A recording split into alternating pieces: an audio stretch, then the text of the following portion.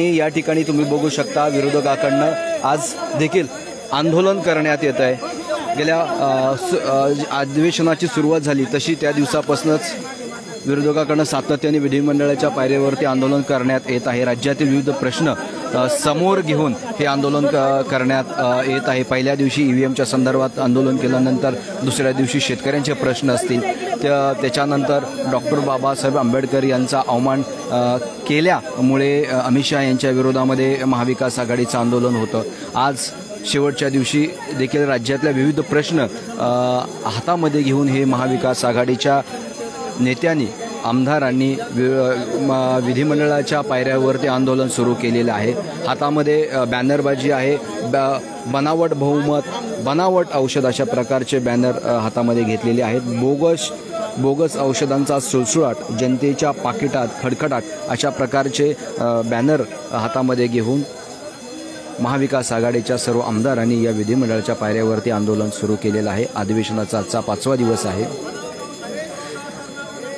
अगदी अंतिम शेवटचा दिवस अधिवेशनाचा आहे। नागपूरमध्ये हिवाळी अधिवेशन हे नागपूरमध्ये हिवाळी अधिवेशनाचा शेवटचा दिवस आहे आणि त्यामुळे राज्यातील विविध प्रश्न घेऊन विविध महत्त्वाचे जे काय समस्या आहेत त्या समस्या मांडण्यासाठी सरकारचं लक्ष वेधण्यासाठी, त्याचबरोबर महाराष्ट्राच्या सर्व जनतेचं लक्ष वेधण्यासाठी विधिमंडळाच्या पायऱ्यांवरती सातत्याने विरोधकांकडून आंदोलन करण्यात येत आहे।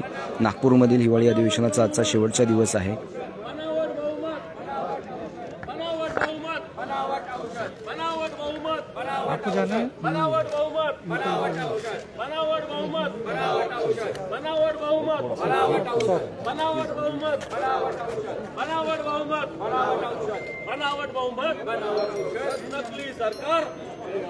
नकली सरकार, नकली सरकार, नकली औषध, नकली औषध, नकली सरकार, नकली औषध, नकली सरकार, नकली औषध, नकली सरकार, नकली औषध, नकली सरकार, नकली औषध, नकली सरकार, नकली औषध, नकली सरकार, नकली औषध, नकली सरकार, नकली औषध, नकली सरकार, नकली औषध, नकली सरकार, बनावट बहुमत, बनावट बहुमत, बनावट सरकार, बनावट बहुमत, बनावट सरकार, बनावट बहुमत, बनावट बहुमत, बनावट बहुमत, बनावट औषध।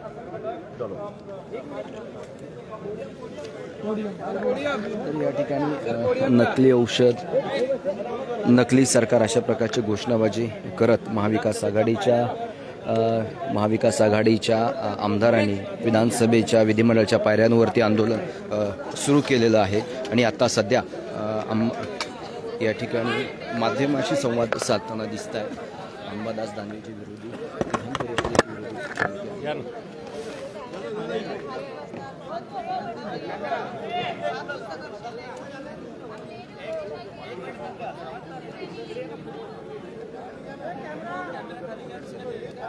या राज्यामध्ये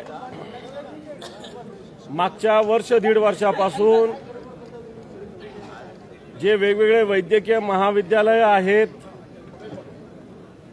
शासकीय रुग्णालय आहेत, या ठिकाणी बनावट औषधी दिली जाते।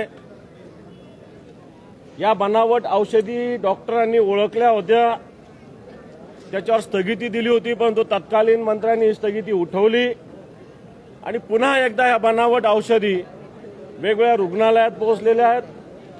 खरं तर तक्रार झाल्यानंतर 60 दिवसात या बनावट औषधीचा तपास झाला पाहिजे, परंतु दीड वर्ष या बनावट औषधीचा तपास झाला नाही आणि ही सगळी बनावट औषधी रुग्णांना दिली गेली अशा प्रकारची राज्याची स्थिती आहे। आणि असं असतानाही कोणत्याही अधिकाऱ्यावर, कोणत्याही मंत्र्यावर सरकार कारवाई करत नाही। आज वेगवेगळ्या ठिकाणी जी बनावट औषधी कंपन्या सुद्धा बनावट आहेत, या कुठं वेबसाईटवर नाही, कुठं यांचं प्रोडक्शन नाही। उत्तराखंड असेल, झारखंड असेल, इथल्या या कंपन्यात जवळपास 5 कंपन्या यांनी सप्लाय केला आणि या महाराष्ट्रात औषधी आली। या 5 कंपन्या कोण हे बघण्याची ताकद सुद्धा आपल्या सरकारने घेतली नाही, तत्कालीन मंत्र्यांनी घेतली नाही, अधिकाऱ्यांनी घेतली नाही आणि जनतेच्या जीवाशी हे सरकार खेळतंय। जनतेचा जीव याच्यामुळे सुरक्षित नाही। अनेक मृत्यू बहुधा मागच्या काळामध्ये बनावट औषधीमुळे झाले असतील, परंतु हे कुठेही पुढे आलेलं नाही आणि म्हणून या बनावट औषधाच्या सुळसुळाटाविषयी आज आम्ही महाविकास आघाडीने आंदोलन केलं। बनावट औषधे आहेत, बनावट कंपन्या आहे आणि याला सपोर्ट सरकार करतं। मागील सरकारच्या काळात सुद्धा असे बनावट औषध असल्याचा आरोप तुम्ही करत होता. त्याच्या औषध समोर आली होती. दादा सावंतांच्या वेळेला सुद्धा अशी बनावट औषध समोर आली. त्याची चौकशी झाली होती, याची चौकशी अद्याप झालेली नाही. सर हिंदी में बता दीजिए. जिस प्रकार नकली दवाइयाँ इस महाराष्ट्र में पिछले समय में अलग अलग गवर्नमेंट हॉस्पिटल्स में आई है, ये नकली दवाइयाँ जिस कंपनी ने भेजी वो कंपनी भी नहीं है, कहीं उत्तराखंड झारखंड की ये कंपनियां कहा जाता है. ये कंपनी वेबसाइट पे नहीं, साइट पे भी नहीं. और ऐसी कंपनी को दवाइयाँ देने की ऑर्डर सरकार से तरफ से दी गई थी. ऑफिसर्स लोगों ने इस पे स्टे लाया था, लेकिन उस समय के मिनिस्टर ने ये स्टे उठाया था. और एक बार ये सामने आया.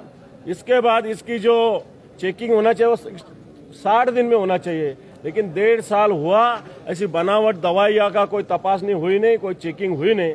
इसके वजह से महाराष्ट्र में के जनता का आरोग्य को धोखा निर्माण हुआ है, उसका खिलाफ हमने आवाज उठाया. सर महाविकास आघाड़ी की आगे की क्या भूमिका रहेगी जिस तरीके से यानी बोगस औषधि पे हम आने वाले समय में बड़ा जन आंदोलन करेंगे, लोगों में जन जागृति करेंगे. नहीं, ये तो खतरनाक नहीं, दर्दनाक है.